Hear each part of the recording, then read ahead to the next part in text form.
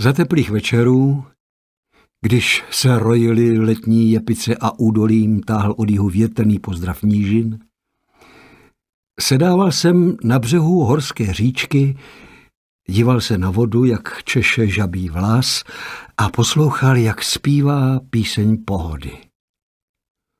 Byl to zpěv bezstarostné přítomnosti, ale měl starobylý nápěv, neboť zněl už věky věků od dob, kdy si v šerém pradávnu pršky a prameny prohlodali těmito hřbety koryto. Řeka mě zpívala. A chvílemi se jí do toho připletl les, jen tak jakoby bez děky, takovým brumendem zamýšleného habána. Zalíbilo se to větru, přidal se i on a les honem nechal dumání a rozevřel ústa pořádně. Zahlaholilo to, jako když do sladkého sóla strun hřmotně vpadnou žestě a tympány, jako když útlá dívčí dušička spadne do chlapského obětí. A přece v tom fortisimu větrného doprovodu stromů bylo slovo vln slyšet, jasné a svérázné. Doplňovali se navzájem, les a řeka. Sedával jsem na břehu, naslouchal a díval se. Pode mnou proud. Nevyvážený, nestejnoměrného kroku, to patří do přemoudřelé roviny mezi rovnoběžky regulace. Tady vzruch a vzruch, neustálé střídání chvil, tísně a pohodlí, hned drsný stisk těsné rokle, hned kus volnosti na otevřených lukách, hned divoký spád a vlny roztříštěné, rozsápané a rozšlehané do bílých chmár, hned zase kodrcavý poklus na mělkém korytě jako na hřbetě koníka huculáka. Kochal jsem se divokým pachem. Vonilo to kolkolem jalovcem a mateří douškou. Voněl les, voněl břeh, voněla voda, voněl trs za zády.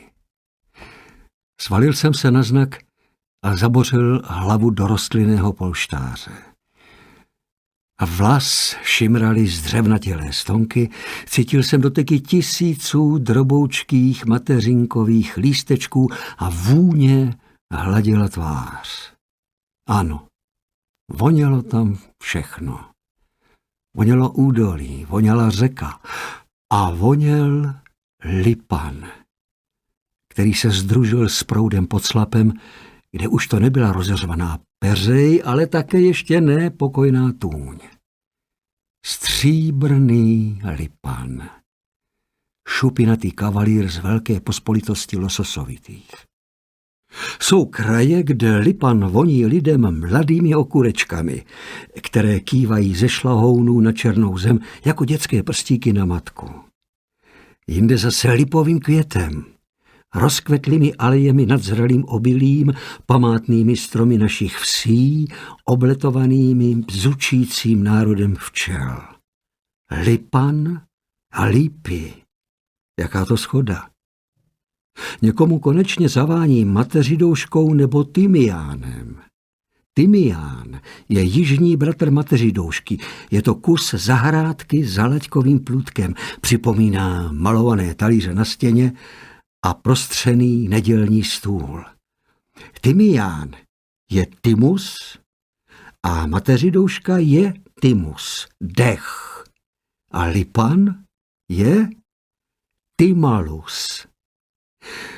Nože v mé řece voněl lipan jako dech vody a země, řeky a lesa, jako dech hor. Zdává se mi o vás v noci, stříbrní lipani, o vašich čistých vodách, o chvílích, kdy jsem mezi smrkovými stráněmi brodil váš čistý proud. Vídávám vás v plné nádheře, šupinatí braši a slyším šumot peřejí kolem vás.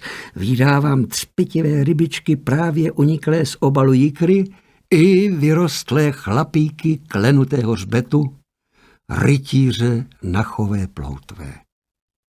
A nedá mi to, abych o vás nepověděl všem, kdo vás chtějí mít také rádi jako já. Díl první. Hra měsíčních cetek. Putování v Zurčivém. V horním toku horské řeky, tam, kde lipaní pásmo přechází v Pstruhové, běží vody zurčivým proudem. Je to průměr řeky. Ani příliš hluboké tůně, ani příliš divoké spády, řečiště spíše širší než úzké, břehy ne strmé, také však ne ploché, a svahy nad nimi půl louky, půl houštiny a les. Břeh sám, tu vrba, tam jíva, onde olše, je v jarním čase lemován z hluky modrokvětých paliček z běhovců a nachových plicníků. U kraje řeky se podél květin hbitě všinul sametový váleček, tak droboučký, že by se vešel do lidské dlaně. Občas se zastavil a tu se ukázalo, že se vpředu zužuje v podlouhlou hlavičku s hrotitým rypáčkem, vousatým a pohyblivým. Zvířátko nazvedlo hlavičku a pokyvovalo jí všemi směry, nahoru, dolů, k souši i k vodě. Naštětilo knírky a nabíralo vítr. To je pach neškodné hověziny, to vyčichlý sled kočky, která se tu potloukala už předevčírem, to borovinová vůně ušlápnutého zběhovce, pronikavá a protivná. Jinak nic. Je tedy všechno v pořádku. Pokračovalo v cupotu a zametalo za sebou ocáskem delším těla, jako by chtělo rozhánět zbylé stopy. Za prvním zvířátkem klusalo druhé, úplně stejné, jenom ještě čipernější a horlivější. Byl to on a pospíchal za ní. Rejsek z řeky našel paní svého srdce a v turánu se krčil pod pantoflem až trapno pohledět. Nebyl vůbec k poznání. Každý jej znal jako nesnášenlivého morousa, vodního samotáře a hele, co se z něj stalo. Podřizoval se všem rozmarům své družky, cupital za ní napravo i nalevo, do kopce i z kopce a snad by ji byl sledoval i do stromových korun, kdyby jej tam zavedla. A ona zřejmě využívala chvilkové výhody a dala se obletovat. Seběhla z břehu a vklusala do řeky přímo pod hladinu. Nápadník rovnou za ní. Při kraji řeky byl tok mírnější. Odnož proudu se sem stáčela od středu k břehu. Vypadalo to, jako by chtěla hladit jizvy po šrámech, které nadělal poslední příval. V proutku této odnože si hrálo několik ryb. Ba, byly to ryby, ale v velikosti dětských prstíků. Neviděl si na těch mrňatech nic, než velké oči a ocásky, a i to nevybarvené a snědé. Nebylo to ostatně dávno, co se vykulila z jíker, tato pohyblivá a co více i hned po zrození samostatná stvořenička. Musela být samostatná. Netočila se kolem nich matka, jako je to zvykem mezi tvory vzduchu, aby je živila a chránila. Jejich rodička, lipanka z 5 slapů, nechala jim každému do začátku nušičku potravy, žloutkový váček a plula si po svých. Zásoba žloutku se zakrátko spotřebovala a drobotině zůstala jen vrozená chuť k jídlu a put schánět potravu stůj co stůj. Brzy po zrození opustili lipánci okolí trliště. Dali se snést několik stovek metrů níže do proudu Zurčivého. Vybrali si mírnou odnož u břehu a tu žili, jak příroda dala, ze dne na den. Nebyli vlastně ani bez matky sirotami, neboť měli jednu velkou společnou pěstounku, řeku. Ač její lůno nebylo láskyplnou náručí, jak si to představují lidé, ba skýtalo přečetné záludnosti, přece skýtalo možnost žít a už to bylo dost. Život je? No, co pak některý tvor od řeky nad tím, kdy uvažoval? Co je to život? Jsem tu a žiji. Čím to bylo pestřejší a bohatší na překážky, tím skutečněji pociťovali své bytí. Proto to byl život. A což teprve život v čisté horské řece. Rybánkové pociťovali ve svém proutku radost ze života jako každý jiný tvor. Houpali se pod hladinou a kmitali ocásky a vypadalo to tak, že si hrají na předjížděnou. Jeden popojil z houfku, třepetal se v nejprudším vpádu vpředu, pokud to vydržel a sklouzl zpět. Tu už však vyjížděl druhý a zase on ukazoval, jak dlouho vydrží třepat ocasní ploutví. A potom třetí. Tak se vystřídali jeden za druhým. Co chvíli jako na povel vyrazili vpřed všichni najednou. Pomotali se mezi vlnami, vrátili se v rozptýleném chumlu zpět a už se stavěli vřad a hra na předjížděnou pokračovala. Tak tomu bylo, když mezi ně vpochodoval zamilovaný rejstčí párek. Rozprchli se proti proudu jako prška a poukrývali se ve skulinách mezi drobnými oblásky v hřebenu spádu. Rejskové však vůbec nemysleli na lov a houfek potěru jim byl lhostejný. Podnikali cestu na říční dno. Proběhli se mezi valouny, až bubliny vzduchu zvířily za nimi vodou stříbrný huňatý ohon, načež, když už toho měli dost, střelhbitě se vynořili a rejdili zase po hladině. Škádlili se a na oko kousali, ježili knírky, funěli a prskali. Hned tancovali nad hladinou, hned pod ní, prohánili se a kotrmelcovali, vytáčeli vodní kolo a šlapali vodu. Bylo jim do hry, ač už měli první mládí za sebou. Rozněcovalo je nastávající jaro a oni se museli veselit. V tu dobu se na protější stráni vysoukalo ze skalního doupěte staré, mrzuté tchořisko. Protáhlo se a zívlo tak upřímně, že vrána, která na to hleděla ze smrkové soušky, natáhla hlavu a čekala, kdy se vousatá morda zase zavře. Zavřela se a otevřela se hned znovu. Tchoř se ne a ne probrat. Vyspával od časného rána a velmi vyrůspal dále. Probudila jej však kapka vody, která mu shora spadla na čeních. Chtěl se pravda otočit a pokračovat v spánku, ale zočil venku před plechem kolečko jasné, žluté sluneční záře. Přimělo jej to opustit chladnou, stuchlinou čpící díru.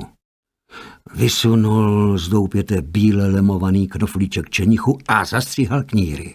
Když nos nezvěděl nic podezřelého, vystrčil tchoř celou hlavu a zamžoural oslněnými světly. Tomu se přece řekne jarní den, co jasu a tepla. Všechno se tetelí radostí, nebezpečí nikde. Nikde? Znovu zavětřil a rozkládal pečlivě všechny pachy, jež nestálý vánek přinášel. A teprve po tomto opětovaném zkoumání jist, že v skutku není nebezpečí na blízku, vytáhl se z pelechu celý. Příjemně bylo na prohřátém prostranství. Usedl. Nejprve se celý prohlédl, čichl si ke špičce ocasu, podrbal si ucho a vyplazil jazyk. Zvedl hlavu, uviděl na vršku soušky vránu a zavrčel hlubokým prsním mručením. Jdi mi z očí. Vrána se však zachovala po svém. Plesklo to o kámen kousíček od jeho načechrané oháňky. Poodběhl kousek a podíval se, není-li pokálen.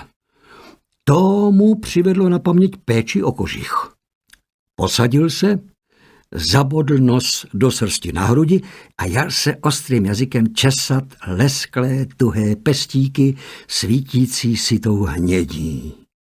Nezůstalo přitom dlouho, přestěhoval se s jazykem do podsady, žlutě prosvítající na bocích. Svěděli jej tam čmelíci, nazbíraní v noci v Hotařově kurníku. Ten kurník mu nějak učaroval. Už v zimě prožil v jeho sousedství v teplých základech kůlny příjemnou idylu. Od té doby se pokusil o jeho stečení několikrát, ale obvykle jej nalezl dobře uzavřený. Teprve této noci se dostal dovnitř a odměnil se svému zimnímu hostiteli Podchořovsku. Teplu ještě mnoho chybělo do jarních veder. Teď na jaře působilo příjemně na kožich každého tvora. S plným břichem se to dobře povalovalo před plechem a Tchoř by nebyl dbal, kdyby se tato slastná siesta protáhla do nekonečna. Začala ho trápit žízeň. Dole pod svahem běžel mělčinami zurčivý proud a dráždil sluch šploucháním a chřípí vlhkým pachem. Zbuzovalo to nejlákavější představy chlemtání. Neodolal. Sklusal strání dolů, propletl se mezi vrbami a stanul na břehu mezi květy. Si, štěpetali mezi sebou rejskové. Padl na břicho a přikrčil se mezi stvoly zběhovců. Znehybněl, jenom vousy se mu chvěly a chtivá světla se otáčela za každým pohybem zvířátek.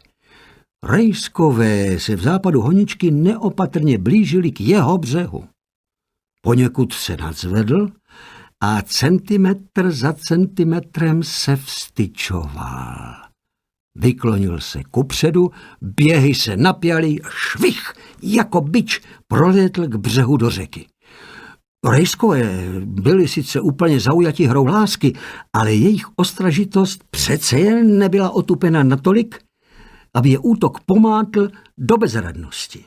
Při zákmitu šelmího skoku se propadli pod hladinu a hnali se k protějšímu břehu klipánčí odnoži. Ale Tchoř byl odvaha sama a pronásledování řekou jej neodradilo. Ujížděl vodou za nimi, brázdil jejich dráhu, vytáčel jejich kličky. Už dostihovali pobřežního kořání, kynula jim jistá záchrana, ale už tu také byla Tchoří morda. Chňapla po zadku zvířátka a s posledním zbytkem dechu vyrazila vzhůru. Vynořila se k hladině v sloupu zvířených vzduchových bublinek s rejskem napříč mezi trháky. Potom se celé tělo mrštně vyhouplo na břeh. Tchoř položil kořist mezi vrboví ke stolu 9 silu, nahrbil se a vytřásl z kožichu pršku kapiček. Přičichl k úlovku. Rejsek už dodýchal. Prudký úder čelisti vyrazil z něho život ještě před pobřežním kořáním pod vodou. Tchořový rejsčí pyžmový pach nezavoněl. Ohrnul čeník vzhůru, nakrčil jej, přimhouřil světla a kýchl tak prudce, že šlehl oháňkou. Podíval se opovržlivě na 4 běhy zvířátka přitisknuté k bledě šedému bříšku a opět mu to nakrčilo nos. Jistě by si byl odplivl, kdyby Tchoří rod znal tento způsob projevu odporu. Nyní, když měl dostatek právě vylíhlých kachňat a kuřat, voných a žlutoučkých, že hlahodili břichu pouhým pohledem na ně, nestál o podezřelou zvěřinu. A rejsek patřil ke zvěřině nejhorší, Tchořímu nosu páchl. Když Tchoř odkvapil zpět k pelechu ve stráni, spokojen s malým dobrodružstvím, ponořil se břeh do hlubokého ticha. Rejsčí mrtvolka ležela na pažitu opuštěná, dokud se jí neujali hrobaříci. Nebylo, kdo by nad ní truchlil. Předčasně osamělá samička se krčila strachem v nejzaším koutku své nory za pobřežním kořáním. Jenom hrozen devětsilu klonil nad rejskem nerozvitou hlavičku, ale ani ten ne ze soucitu, nýbrž utrpení. Začal jej přerůstat špinavý stvol zárazy a on musel tohoto tlustého špinavého lenocha živit svými kořeny, svou krví. Jestliže se lipánci rejsčího párku polékali, tchoř je vyděsil na dobro. Prchali mělčinou z určivého vzhůru proti proudu, přerazili křivolakými stružkami mezi valonky hřeben spádu a vklouzli do hlubin sousední výše položené tišiny. Tok tam byl zpomalený, klidný, neboť se o něco výše zlomil na ostruhové hrázce, postavené šikmým výhonem od břehu do středu toku. Sroubil horal z těžkých kmenů, které překryl chvojím, zatíženým velkými balvany, aby vydržela nápor větších vod a chránila pobřežní loučku před podemíláním. Mezi lipánky byl jeden světlejší ostatních. V jeho zabarvení převládala stříbrná, dědictví po otci, který stával v bílé peřeji velkého víru a přijal její odstín, i po matce již určili barvu šatu sluncem vybílené skály 5 slapů. Byl to stříbrný lipánek, nejzdatnější a nejhybitější ze všech druhů. Proto plul vždy v čele houfku. Když se rybky v klidu tišiny vzpamatovali ze zmatku prožitého poplachu, odvážili se do středu nových vod na výzvědy. Dno tam bylo pohyblivé, neboť začalo zarůstat zelení jarních řas, které vály pohyblivými prameny, jak proud chtěl. Jeden roztěkaný lipánek z konce houfku zůstával pozadu. Nové prostředí jej lákalo tu sem, tu tam, posedlý zvědavostí, okukoval a ochutnával hned to, hned ono, dělalo mu to moc dobře. Přiblížil se všetečně k jedné pohyblivé mezeře ve vlajících řasách, když tu kuk vyboulilo se naň jakési oko. Uskočil jako bodnut. Unikl neškodné larvě, okaté krasavici horních hlubin, ale neunikl věčně hladovému žroutu rakovi, číhajícímu opodál na podobné opozdilce. Uskočiv, padl mu doslovně do náruče, uvízl v klepetu a za chvilečku zmizel v členitém chřtánu pod račím krounýřem, aniž to jeho druhové spozorovali. Nemohli nic pozorovat, neboť se mezitím ztratili vpředu. Stříbrný lipánek zočil v mrtvém koutku při břehu podivné bludičky, drobnější než očko jiskry, a vedl tam svou družinu, aby si je prohlédla. Tak se poprvé dostali mezi drobné pobřežní korýšky, živoucí zlomky milimetru. Tito bizarní tvorečkové veslovali rozeklanýma nožkama mezi trsy pobřežních řas a svítili si na cestu jediným očkem na boku hlavy. V slunečním světle blikaly jako trpasličí kahánky, a to v takovém množství, že to vypadalo, jako by se z tajemných hlubin kdesi za závojem řas vyrojily nespočetné zástupy nejdrobnějších skřítků řeky. Lipánci se vrhli mezi tu drobotinu zcela neostýchavě, když poznali, že tvorečkové jsou vlastně sousta sladkého masíčka, přichystaná pro každého, kdo si přijde. Políkali je do kořán rozevřenými ústy po několika najednou a využívali výhody nové vodní krajiny. Brzy jim to však přestalo vyhovovat. Mrtvý záliv není lipaní voda a žábry zatoužili po okysličené ostrosti spádu. Proto stříbrný lipánek odvedl kamarády zpět na střed řeky a vedl je vzhůru proti toku až k místu, kde proud napíral mocněji. Tam s nimi uhnul poněkud k břehu, u něhož se proud tříštil na výhonu ostruhy, postavené horálem k ochraně loučky. Ostruhou odražený tok letěl v prudkém varu do středu řečiště, tam se vlnil kus dopředu, otočil se náhle k břehu a hrnul se podle něho zpět k ostruze, takže roztáčel vír. Lipánek s Houfkem dal se nést o ním zpátečním křídlem víru a dostal se do kosy mezi ostruhou a břehem. Kolem chvojí a balvanů plulo tam opět hojně koríšků a mezi nimi ještě více a ještě drobnějších vír. Přestože Lipánci spořádali velké množství dobroty, zůstalo ještě dost pro šedé pošvatčí larvy s dlouhými tykadly, které tupě lezly mezi kameny a chvojím ostruhy těsně pod vodní hladinou. Některé se právě draly po balvanech nad vodu, protože jim začínala být těsná vlastní kůže a to je pudilo na vzduch. Nastával čas jejich posledního svlékání, čas proměny vodních nymf v okřídlené tvory vzdušných výšin. Lipánci k nim připluli na půl metru a hleděli na pravidelné kresby na svršku nymfích těl, trochu hrozivých, trochu pitvorných. Potom však upoutalo jejich pozornost něco pohyblivějšího. Třepot ptačích křídel ve vzduchu nad řekou. To navštívil nitro ostruhy host, který svůj život střídavě dělil mezi svět nad vodou a mezi svět říčních hlubin.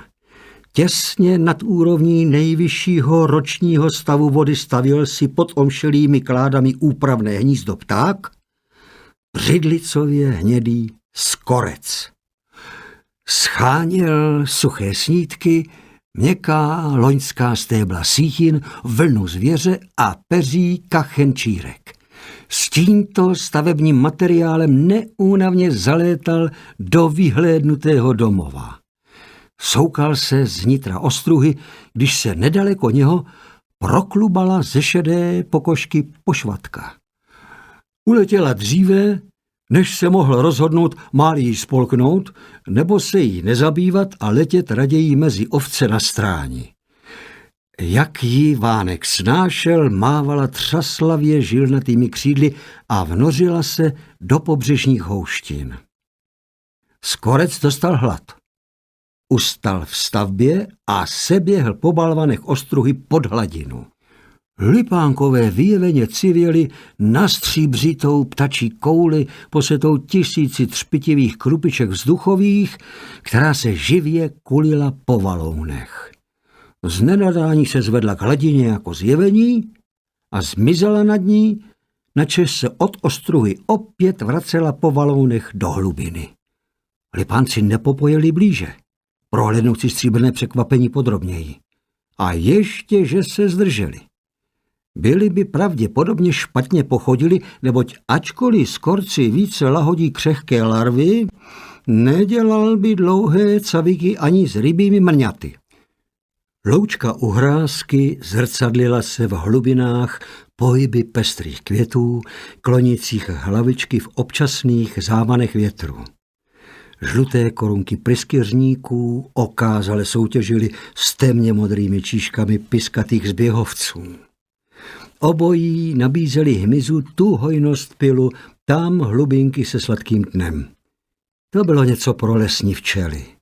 Od rána do večera přeletovali řeku s nákladem pilu a nektaru a ukládali je do kotlavého javoru na lesnaté stráni opačného břehu, kousek nad tchořovým pelechem. Nedaleko jejich úlu si zbudovala pod zlomenou habrovou větví patro papírového hnízda černožlutě pruhovaná vosí samice. Ruch na loučce jí ne a nedá pokoj. Včely si počínali tak, jako by všechen pil a nektar kolem dokola patřil jenom jejich chamtivému rodu, který si zvykl shromažďovat nesmyslné zásoby. Pustila se na loučku také. Nad říčkou se střetla s včelí dělnicí obtíženou břemenem. Vrhla se na ní jako šíp. Vzz, vrnilo to ječivé klubko hmyzích zápasníků. Za chvilenku padly na hladinu 2 poloviny včelího těla a žlutá vražednice se rozhlížela po nové oběti. Proud otáčel 2 páry blanitých křídel, která se ještě na vodě chvěla posledními zbytky zaniklého života. Unášel je nad lipánky, ale ti si jich sotva povšimli. Za to si jich důkladně všimla jiná společnost. V rohu za ostruhou stál hlouček střevlí a pro ty každá taková tragédie ve vzduchu byla signálem k závodu. Čiperné, zlatě zelené rybky délky lidského prstu, příčně stíhované k oklamání nepřátelského oka, pozorovali vše, co se na vodě šustlo. Byli všude, kde se dala potrava jen tušit, jako jich nebylo nikde, hrozilo-li nebezpečí. Nevynechali příležitost ani nyní a zhrekli se kolem zbytků včely ze všech stran. Okukovali je a obeplouvali v kruzích menších a menších, až se na ně vrhli. Hladina se zavlnila a zůstala prázdná, jako jeviště připravené pro další scénu. Pod ní nastala tahanice o kořist, poskakující proudem hned výše, hned níže, jak si ji pruhované rybky trhaly od úst. Ze základu hrázky to sledoval velký tloušť, vykrmený hezky do obla, že mu mdle nažloutlé šupiny na bocích sotva stačily, zažíval raní paši a těšil se na brzkou večerní. Ač hlavní dobou jeho lovu byla noc, neopovrhl dobrým soustem ani odpoledne. Střevle nikde a nikdy nečinili povík z Bůh darma.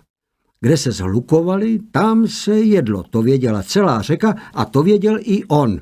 Povyhlédl z díry mezi kameny a pozoroval honičku kolem cáru hmyzu. Dráždilo ho to tak, že neodolal a vykradl se těsně při dnu do středu toku. Střevlé měli oči všude.